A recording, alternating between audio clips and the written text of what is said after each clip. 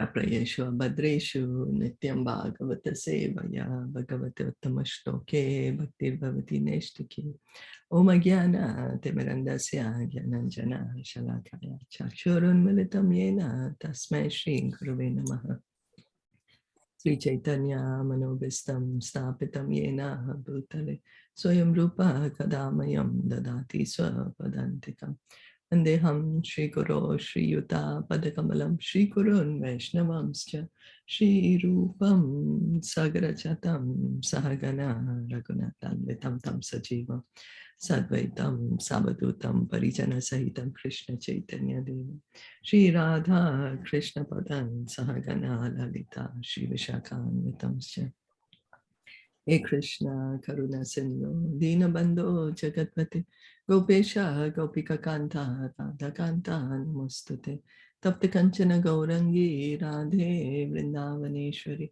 Rishabhanu Sute Devi Pranamami Hari Priye Nama Om Vishnu Padaya Krishna Prishtaya Bhutale Srimate Bhaktivedanta Swami Iti Namine Namaste Saraswati Deve Gauravani Pracharine Nirviseshasha Shunyavadi Paschathyadi Shatarine Vanchakalpa Tarubhyasya Kripa Sindhu Bhaivacha Patitanam Pavanebhyo Vaishnavebhyo Namo Namaha Jai Sri Krishna Chaitanya Prabhu Nityananda Shri Advaita Gadadhara Shri Vasadi Gaura Bhakta Vrinda Hare Krishna Krishna Krishna Hare Hare Hare Rama Rama Rama Hare Hare. We continue reading from Srimad Bhagavatam, Canto 3, Chapter 21, Text 3, where we are going to hear about the Swayambhuva Manu and his descendants of Swayambhuva Manu.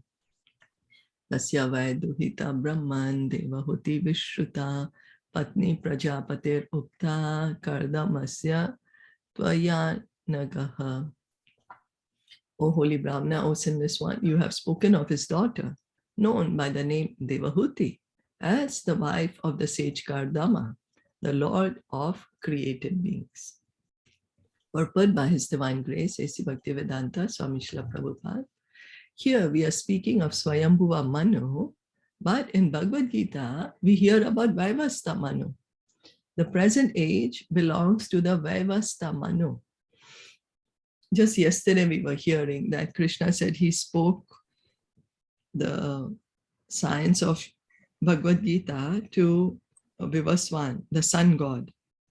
Sun god about 120 million years ago. And then sun god gave it to his son Manu. So that Manu is Vaivasta Manu. And then Manu gave it to his son Ikshvaku, who was the ruler of this earth planet. And so that was about 2 million years ago. So and now we are hearing this is Swayambhuva Manu. Swayambhuva Manu was previously ruling, and his history begins from the Varaha age, or the millennium when the Lord appeared as the boar. There are 14 Manus in one day of the life of Brahma. And in the life of each Manu, there are particular incidents. The Vaivasta Manu of Bhagavad Gita is different from Swayambhuva Manu.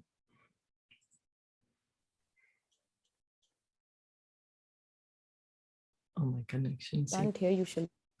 Yeah, my connection seems to be a bit off. No, we can't hear you.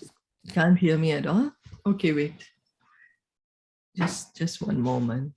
I'm gonna. Tasyam Savai Mahayogi Yuktayam Yoga Lakshanehe Sasarja Katida Viryam Tanme Shushushave Vada. How many offspring did that great yogi beget through the princess who was endowed with eightfold perfection in the yoga principles? Oh, pray tell me this, for I am eager to hear it. Here, Vidur inquired about Kardama Muni and his wife, Devahuti, about their children. It is described here that Devahuti was very much advanced in the performance of Eightfold Yoga. The 8 divisions of yoga performance are described as, so Devahuti, she is the daughter of Swayambhuva Manu, Swayambhuva Manu's wife. And she knows how to do the Ashtanga Yoga. Eightfold Yoga system is the Ashtanga Yoga. And So then, only one daughter, only one daughter and 2 sons. No, he had many children. I'm not sure how many daughters specifically. Okay. But this we are hearing about, specifically about Devahuti. Okay, but she's the daughter. She's one of the daughters. One of the daughters, yeah. And so then Eightfold Yoga system, Ashtanga Yoga, that has 8 stages. That's why it's called Eightfold Yoga system, Ashtanga. 8 angas of the yoga. So the first one is control of the senses.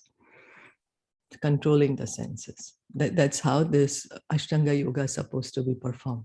2, strict following of the rules and regulations.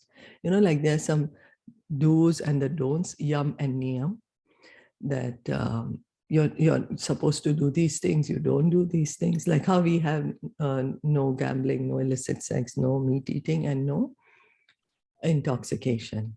And then what are the do's? Hear and chant. Hear about Krishna from Bhagavatam, Bhagavad Gita, chant Hare Krishna mantra, and then worship the deity, like that. And of course, control of the senses. We also have that, right? In Bhakti Yoga, control of the senses by engaging the senses in service of Krishna. With the tongue, speak about Krishna, with the ears, hear about Krishna. But anyway, so we're just trying to say that there are similarities in the Ashtanga Yoga process and the Bhakti Yoga process. Then practice of the different sitting postures. So this is asana. The one who does this Ashtanga Yoga, they have to practice this different sitting posture. Control of the breath. That's the pranayam. So now why this practice of different sitting postures and control of the breath is done by this Ashtanga Yogi? Why? It's because so that their life they can live longer. They need a long life to complete this process to get the perfection in the yoga process. So long duration of life is required because of that. Then withdrawing the senses from the sense objects. The senses from the sense objects means the eyes, eyes want to wander, see everything, withdraw it. Ears want to hear everything, withdraw it. All within, all come within. Concentration of the mind. This is concentrate the mind. And meditation. What is the Ashtanga Yogi meditating on? Is the Paramatma in the heart. The Paramatma in the heart. And then 8, self-realization. So after self-realization, there are 8 further perfectional stages, which are called Yoga Siddhis. So we can see in the Ashtanga Yoga, self-realization we can get after following these 8 things. It's difficult in this age of Kali to do Ashtanga Yoga. Why? Because we don't live such long lives. And our mind is not very stable. We are not able to focus our mind. So here this needs concentration of the mind, meditation, and it needs a very, very long life, like thousands of years kind of. So the husband and wife, Kardama and Devahuti, were advanced in yoga practice. The husband was a Mahayogi, great mystic, and the wife was a Yoga Lakshana, or one advanced in yoga. They united and produced children. Formally, after making their lives perfect, great sages and saintly persons used to beget children. Otherwise, they strictly observed the rules and regulations of celibacy. Brahmacharya, following the rules and regulations of celibacy, is required for perfection of self-realization and mystic power. There is no recommendation in the Vedic scriptures that one can go on enjoying material sense gratification at one's whims as one likes, and at the same time become a great meditator by paying a rascal some money. So the Vedic scriptures always encourage us to control our senses so that we can realize who we truly are. If we are too engrossed in the body, then it's difficult for us to understand that we are not the body, we are the soul. So we need to balance. We need to have a balance that I am not this body, but I am within this body. So I take care of the body as much as it's required, and I also take care of my soul, who I truly am. Is that okay? Yes. Okay. So text 5. Ruchiryo Bhagwan Brahman Daksho Va Brahmana Sutaha Yatha Sasarja Bhutani Labhva Bharyam Chamanavim. O holy sage, tell me how the worshipful Ruchi and Daksh, the son of Brahma, generated children after securing as their wives the other two daughters of Swayambhuva Manu. All the great personalities who increased the population in the beginning of the creation are called Prajapatis. So these progenitors, Daksh is one of the Prajapati, very powerful person. Brahma is also known as a Prajapati, as were some of his later sons. Swayambhuva Manu is also a Prajapati, as is Daksh, another son of Brahma. So all these are Prajapatis. They're great, great, great personalities. They were involved in populating the universe.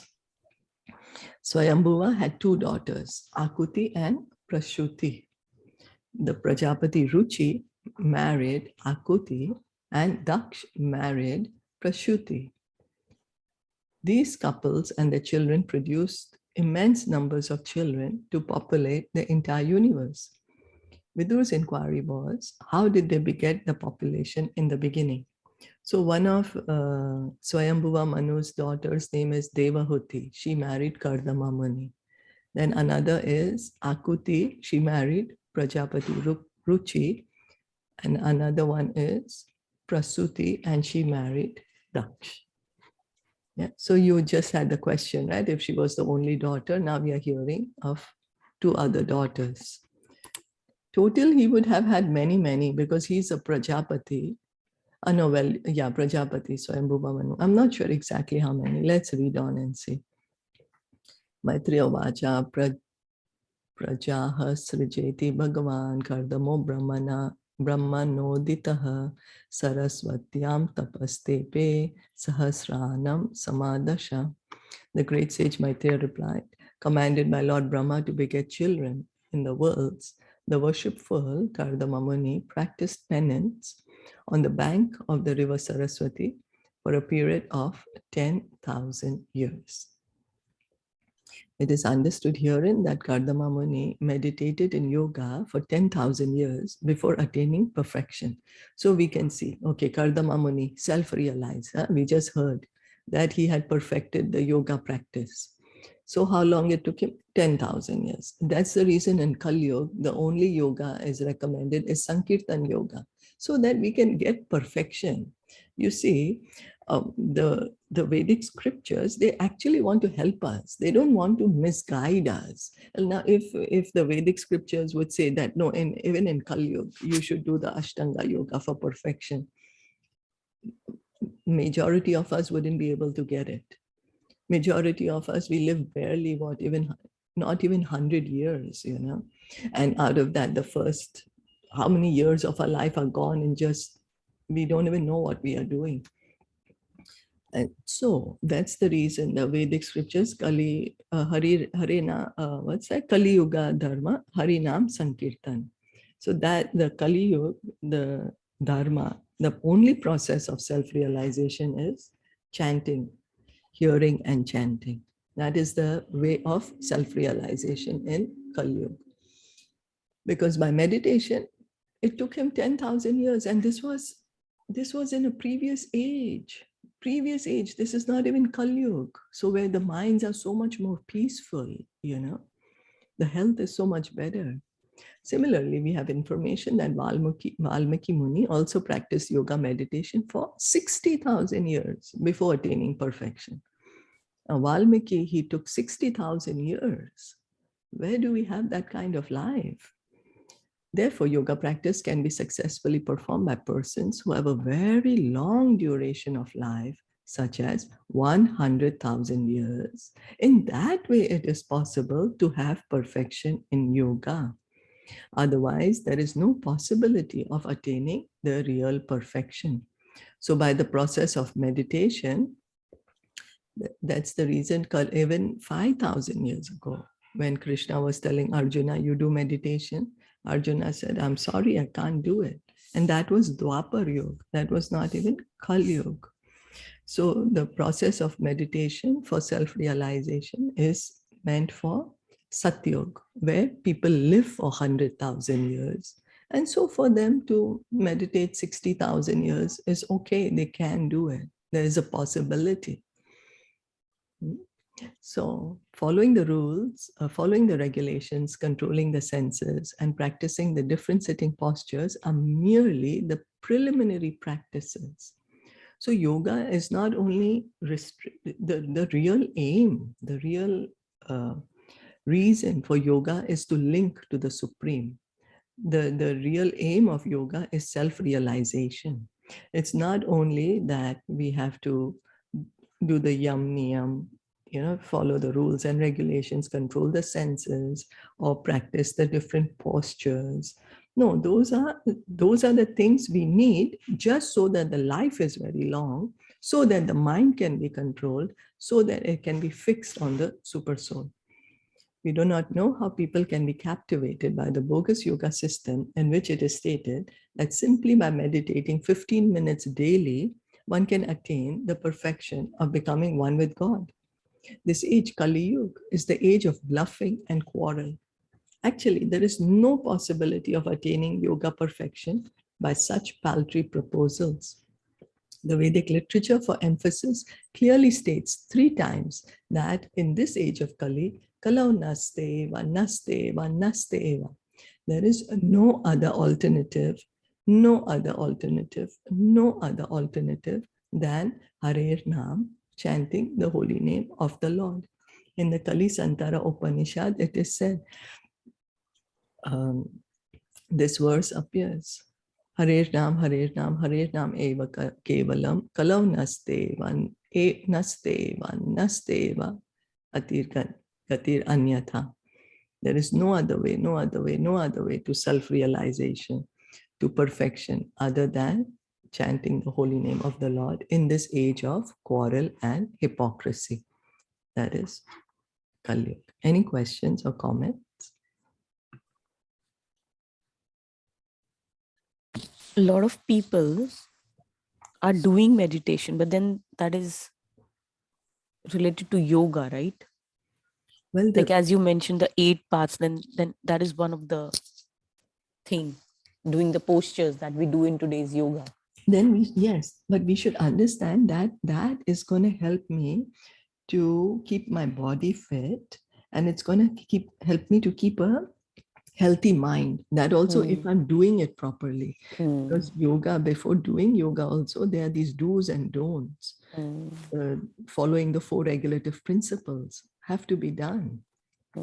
So if those things also we are doing it properly, then we can have a healthy body and mind. But not the real aim of yoga, which is self-realization. Yeah. So yes, of course, if we are doing it, it's good. It's good to maintain the body with yoga and with the breathing. But we should understand that that's the only thing that it's going to give me. It's not going to give me self-realization that way. So by all means, do it knowing that yes, it's to keep my body healthy, that way. Yeah. So text 7, tata samadhi yuktena kriya yogena kardamaha samprapede harim bhaktya prapana vara da shusham.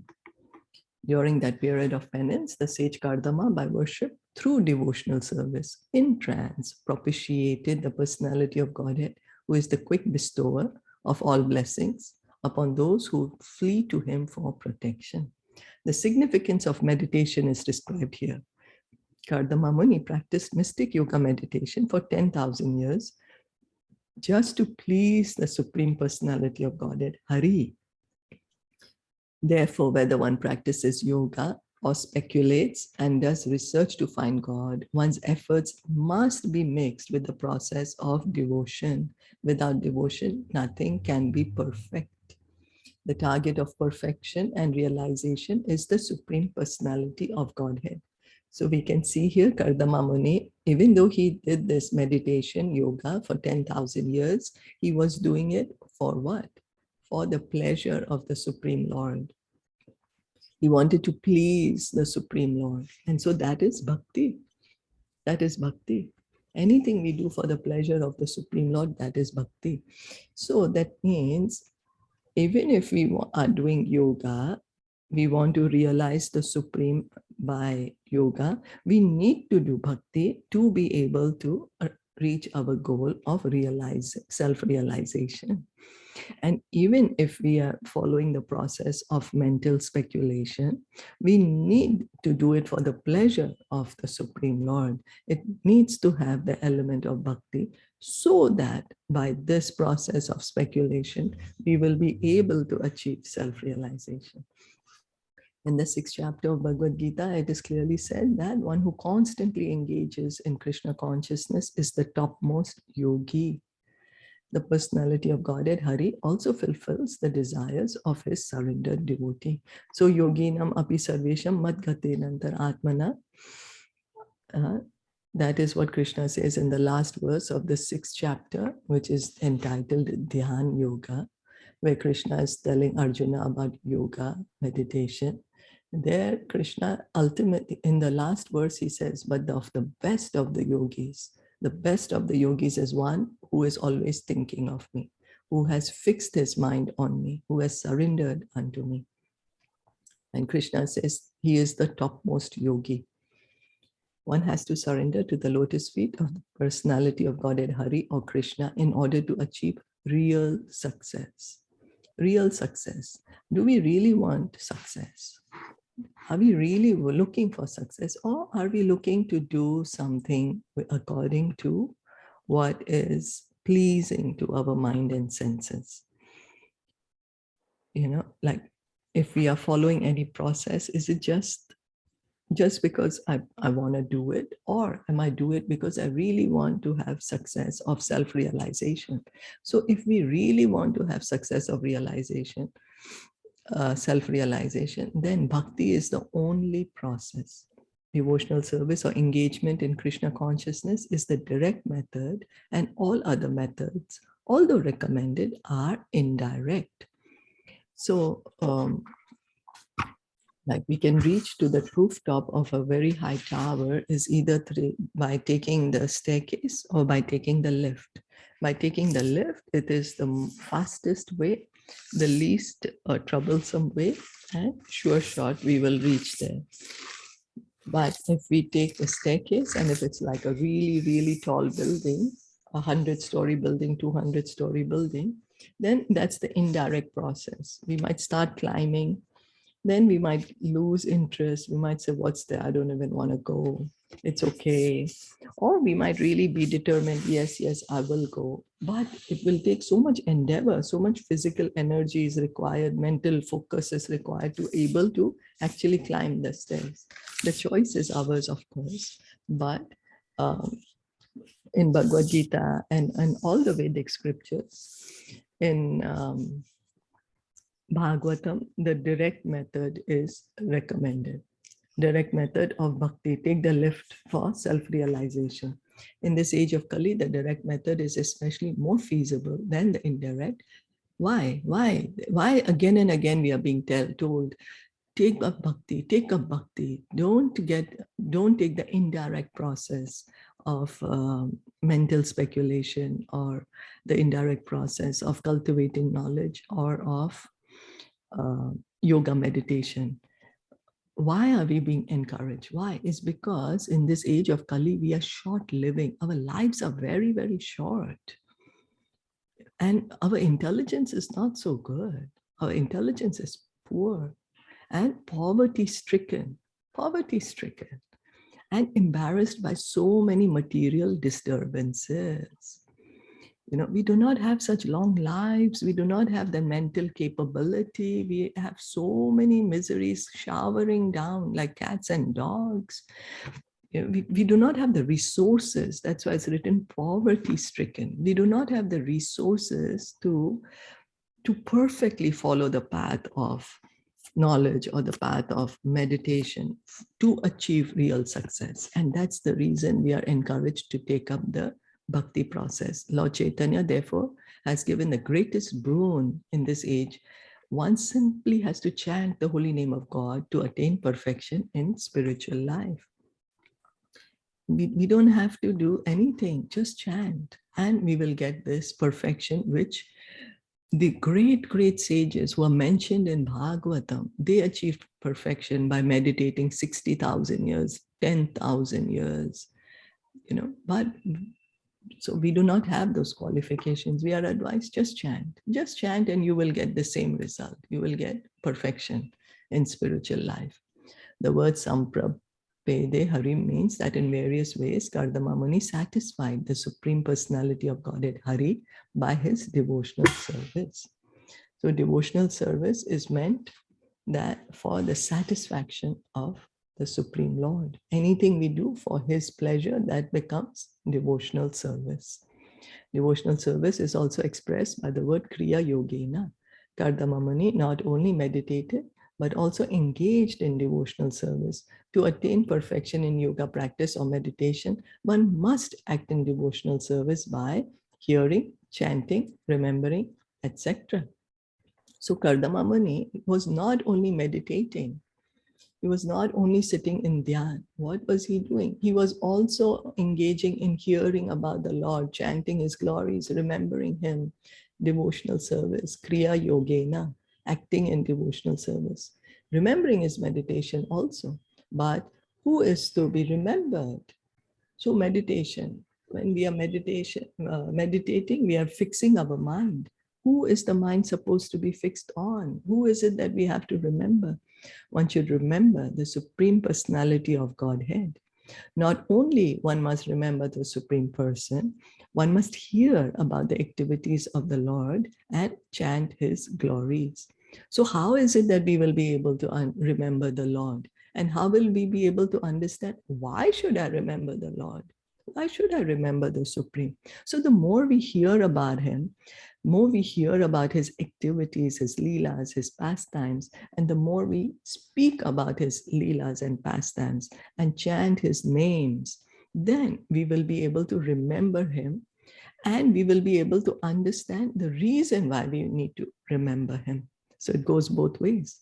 This information is in the authoritative scriptures. After engaging himself for 10,000 years in performing different types of devotional service, Kardama Muni attained the perfection of meditation. But that is not possible in this age of Kali, wherein it is very difficult to live for as much as 100 years. At the present moment, who will be successful in the rigid performance of the many yoga rules and regulations? Moreover, perfection is attained only by those who are surrendered souls. Where there is no mention of the personality of Godhead, where is their surrender? And where there is no meditation about the personality of Godhead, where is the yoga practice? So one of the practices of yoga is we have to meditate on the Supreme Lord, on the Super Soul. But if we are not doing that, then how are we going to get the perfection of yoga? If we are not going to even be able to live for 100 years, we are not going to even be able to begin the first two practices of yoga.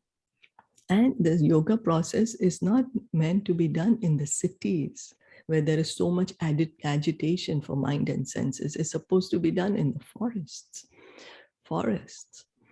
So, but the main idea is that we have to fix the mind on the Supreme. We have to, the dhyan, the samadhi is on who? It's on the Supreme Lord. Unfortunately, people in this age, persons who are of a demoniac nature, want to be cheated.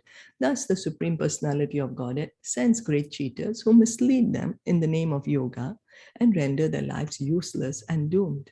In Bhagavad Gita, it is therefore clearly stated in the 16th chapter, verse 17, that rascals of self-made authority, being puffed up by illegally collected money, perform yoga without following the authoritative books. They are very proud of the money they have plundered from innocent persons who want to be cheated. So it's in our self-interest that we get the proper knowledge, safeguard ourselves, and follow the process of bhakti so that we can get perfection in this age of Kali. Is that okay?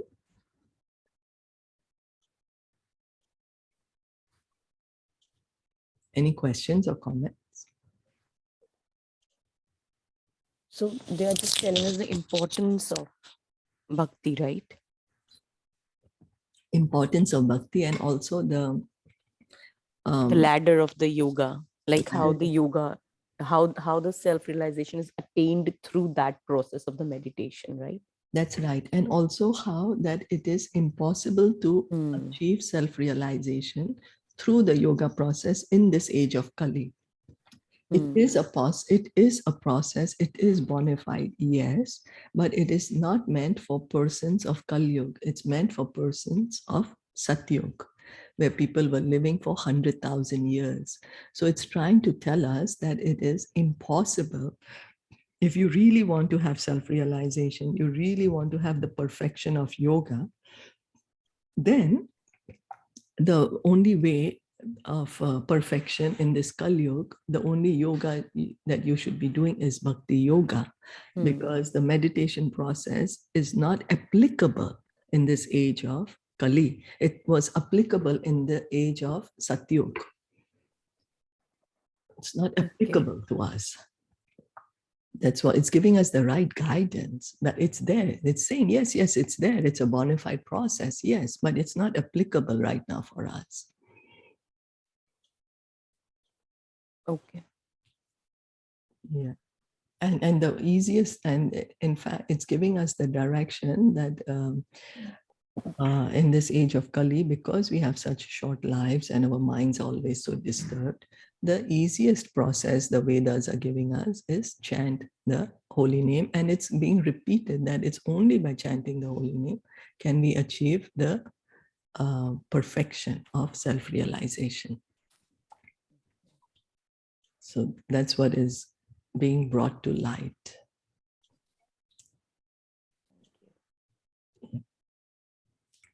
So we'll stop here for today. Srimad Bhagavatam ki jai, Shila Prabhupada ki jai, Gaur Premanande, Hari Bol, Hare Krishna. Thank you so much for listening in and joining it. Hare Krishna.